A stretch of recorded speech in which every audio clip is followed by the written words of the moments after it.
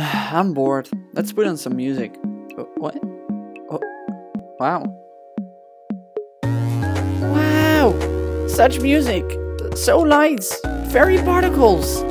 Much wow! Okay, well, yeah, that's enough.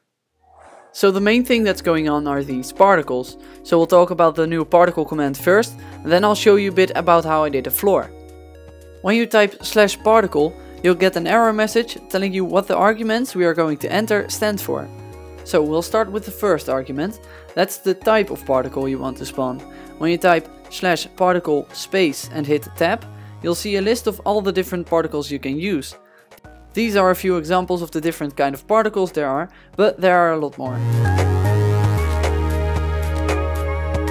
The next arguments determine the position of the particle, which is in this case just right above the command block.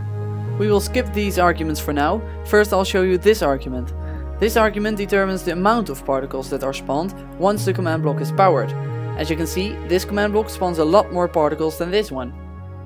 Now I'll show you what these arguments do. They determine the radius in which the particles spawn. As you can see, when I set these values to 1, the particles are not spawned at the same position anymore. This last argument is kind of interesting. For most of the particles, this just sets the speed of the particles. So when you set this to 1, you can see that the particles sort of explode. Wow. But for some particles this doesn't work that way. For the node particle and mob spell, for example, instead of changing the speed, this sets the color randomness. So that's what I used over here. Once you put in the music disc, this clock will turn on and these command blocks will spawn all the particles.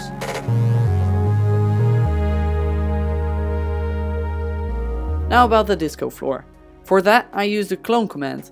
These commands are all the same and they all clone this stained glass to over there.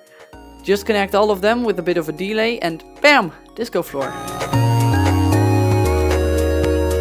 Now when I take out the music disc, I want the disco floor to turn off immediately. The only way to do that is by removing all the redstone wire over here. This fill command removes that entire structure, and when you place the disc again, this clone command will put all the redstone back in place. And that's about it. If you want to look a bit more at the redstone, there's a download link in the description. Oh, one more thing. Don't make this number too big. It will crash your computer. Oh, dagnabbit.